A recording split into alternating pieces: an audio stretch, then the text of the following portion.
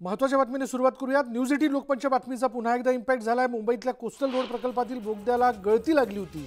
News 18 लोकमतने ही बातमी दाखवल्यानंतर प्रशासन खडबडून जागं झालं। प्रशासनाने तातडीनं या बोगद्याची दुरुस्ती केली। यानंतर मुख्यमंत्री एकनाथ शिंदेंनी कोस्टल रोड भुयारी मार्गातील गळतीची पाहणी केली। यावेळी त्यांनी बोगद्याला कोणताही धोका नसून 2 जॉईंटमध्ये ही गळती असल्याचं त्यांनी सांगितलं। मुंबई कोस्टल रोडच्या गळतीनंतर आदित्य ठाकरेंनी सरकारवर टीकेची झोड उठवली। भ्रष्ट सरकारनं कामाचा वेग कमी केला आणि खर्च वाढवण्याचं काम केलं अशी टीका त्यांनी केली। श्रेय लाटण्यासाठी घाईघाईत त्याचं उद्घाटन केल्याचा आरोप त्यांनी केला। कोस्टल रोडच्या विलंबाचा तपास आमचं सरकार आल्यावर करणार असल्याचं त्यांनी सांगितलं। उपमुख्यमंत्री अजित पवार यांच्याशी संबंधित जरंडेश्वर साखर कारखान्याची पुन्हा चौकशी सुरू करण्यात आली आहे। पुणे एसीबीकडून जरंडेश्वर कारखान्यातील गैरव्यवहार प्रकरणी चौकशी सुरू करण्यात आली आहे। जरंडेश्वर कारखान्यातील गैरव्यवहार, कोरेगाव इथला एक भूखंड आणि डिस्टलरी प्रकल्पासंदर्भात चौकशी करण्यात येते।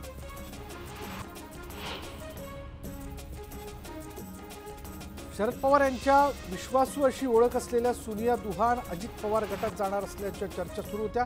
या सर्व चर्चांना स्वतः सोनिया दुहान यांनी पूर्णविराम दिलाय। माझी शरद पवारांवर निष्ठा कायम आहे, मी पक्ष सोडलेला नाही असं सोनिया दुहान यांनी स्पष्ट केलं। तसंच मी कोणत्याही पक्षात जाणार नाही असे त्यांनी सांगितलं। राष्ट्रवादीतील नाराज सोनिया दुहान यांनी सुप्रिया सुळे यांच्यावर नाराजी व्यक्त केली। शरद पवारांची मुलगी म्हणून सुप्रिया सुळे यांच्याप्रती आदर आहे, पण आम्हाला त्यांच्यात नेतृत्व दिसत नाही, लीडर होण्यात त्या कमी पडल्या असं दुहान म्हणाल्या। लोक का सोडून जात आहेत याचा सुळेंनी विचार करावा असं दुहान म्हणाले।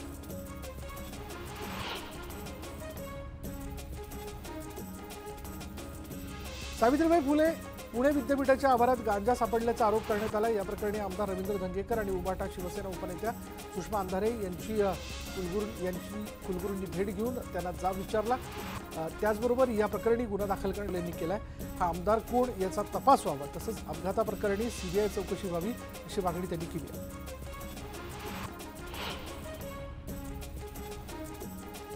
पुणे कल्याणी नगरमधील कार अपघात प्रकरणी विशाल आणि सुरेंद्र अग्रवालच्या कोठडीत वाढ करण्यात आली। या दोघांना 31 तारखेपर्यंत पोलीस कोठडीत सुनावण्यात आली।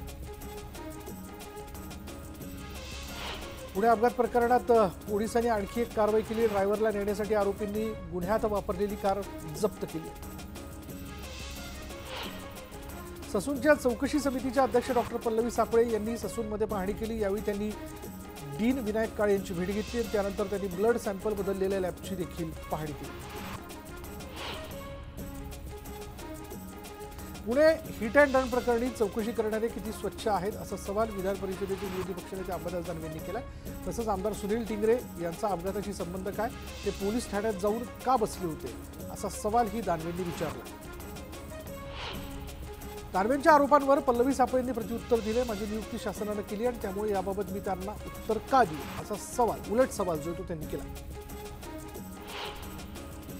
ससून रुग्णालय प्रशासनाच्या एकंदर कामकाजाची समीक्षा होणं आवश्यक आहे असं सुप्रिया सुळेंनी म्हटलंय। ससूनच्या गेल्या 5 वर्षांच्या कामकाजाबाबत श्वेतपत्रिका काढून ससून भोवती दाटलेले संशयाचे धुके काढून टाकण्यासाठी उपाययोजना करावी अशी मागणी सुप्रिया सुळे यांनी केली। पुणे अपघात प्रकरणात आरोप करून विरोधक संभ्रम निर्माण करतायत असा आरोप आमदार संजय शिरसाट यांनी केला। आरोप करताना डोकं ठिकाणावर ठेवून आरोप करा असं म्हणत शिरसाटांनी विरोधकांवर टीका केली। पुणे हिट अँड रन प्रकरणी 4ही आरोपींच्या जामिनावर उद्या सुनावणी होणार आहे। पब मालक आणि मॅनेजर प्रल्हाद गुतडा, सचिन काटकर, संदीप सांगळे, जयेश गावकर या आरोपींच्या वकिलांनी पुणे सत्र न्यायालयात जामिनासाठी अर्ज दाखल केला। अमरावतीमधील हिट अँड रन प्रकरणानंतर पोलीस यंत्रणा खडबडून जागी झाली आहे। अमरावती शहरात चौकात नाकाबंदी करून वाहनांची तपासणी केली जाते। वर्ध्यात तापमानाचा पारा 45 अंशांवर पोहोचलाय। वाढत्या तापमानानं दुभत्या जनावरांना मोठा फटका बसतोय। दुधाचं प्रमाण कमी झाल्यानं ग्राहकांना दूध पुरवणं कठीण झालंय। उन्हाच्या कडाक्यानं शेतीच्या कामावरही परिणाम झाला। चंद्रपूर जिल्ह्यात उष्णतेची लाट पसरली असून पारा 47 अंशांच्या वर गेलाय। ब्रह्मपुरी आणि चंद्रपूर या दोन्ही शहरात आज मोसमातील सर्वाधिक तापमान नोंदवलं गेलंय। हवामान खात्याने पुढील 2 दिवस चंद्रपुरात ऑरेंज अलर्ट दिला। धुळे जिल्ह्यातील जलप्रकल्पांमध्ये अवघा 16% जलसाठा शिल्लक असून ग्रामीण भागाची तहान भागवणाऱ्या 44 लघु प्रकल्पांमध्ये 31 लघु प्रकल्प आटलेत। तापमानाचा पारा 44 अंशांवर पोहोचल्यानं बाष्पीभवनही वाढले आणि त्यामुळे जिल्ह्यात जलसंकट निर्माण झालं। बुलढाण्यात गेले 2 दिवस मान्सूनपूर्व पावसानं अक्षरशः धुमाकूळ घातलाय. त्यात मोताळा तालुक्यात तब्बल 1597 घरांची पडझड झाली, तर 116 हेक्टरवरील फळबागाही उद्ध्वस्त झाल्या असून सोसाट्याच्या वाऱ्यानं अनेकांना बेघर केलं.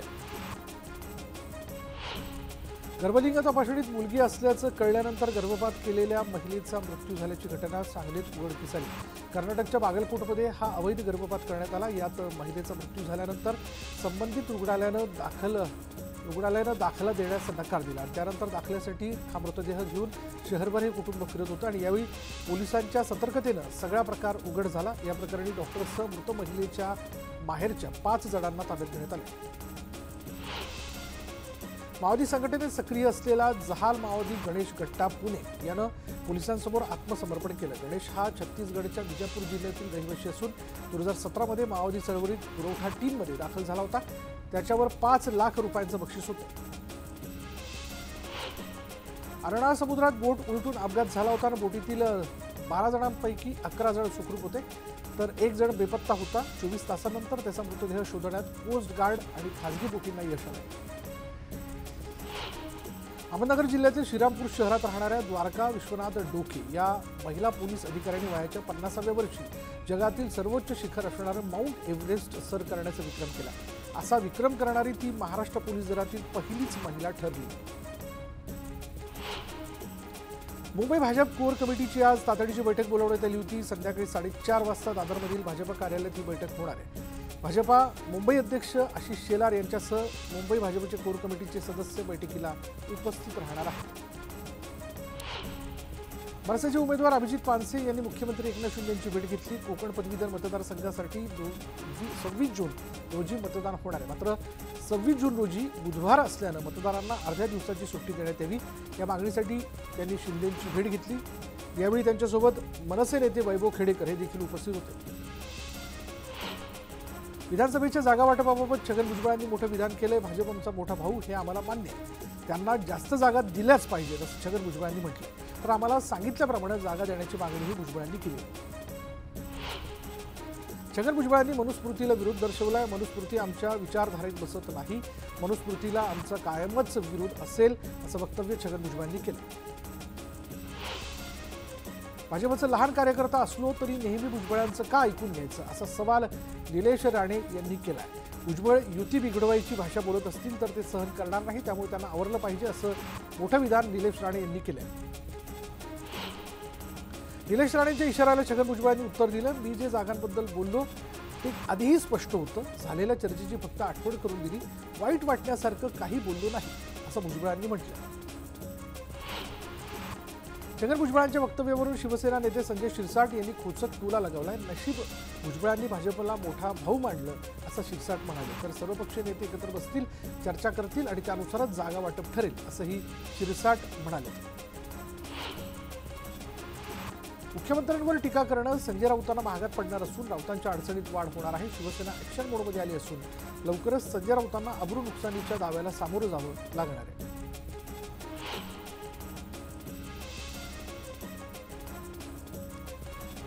अहमदनगर जिल्ह्यातील अनेक तालुक्यांवर पाणी संकट ओढावलेलं आहे. पिण्याच्या पाण्यासह जनावरांच्या चाऱ्याचाही प्रश्न निर्माण झाल्यानं शेतकरी हवालदिल झालेत, तर काही भागांना टँकरने पाणी पुरवठा केला जातो. भुसावळ आणि मुक्ताईनगरमधील अनेक गावांना पाणी पुरवठा करणाऱ्या पूर्णा नदीच्या पाणी पातळीत घट झाली आहे. त्यामुळे पाण्याची भीषण टंचाई निर्माण होण्याची शक्यता वर्तवण्यात आली आहे. ग्रामपंचायतीच्या वतीनं नागरिकांना पाणी जपून वापरण्याचं आवाहन करण्यात आलं. अहमदनगर पाथर्डी तालुक्यात तीव्र पाणी टंचाई आहे, त्यामुळे पाण्याच्या मागणीसाठी सर्वपक्षीय कार्यकर्त्यांनी एकत्र येत नगर परिषदेवर मोर्चा काढला. पाणी प्रश्नावर कायमस्वरूपी तोडगा काढावा आणि दूषित पाणी पुरवठा बंद करावा अशी मागणी यावेळी करण्यात आली.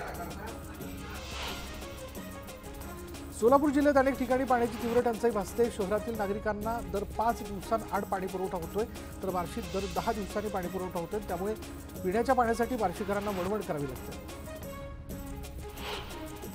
वाशिमच्या कारंजा कृषी उत्पन्न बाजार समितीमध्ये हरभऱ्याला चांगला भाव मिळतोय. हरभऱ्याची प्रति क्विंटल 6,765 रुपयांना विक्री होते, त्यामुळे शेतकऱ्यांमध्ये आनंदाचं वातावरण आहे.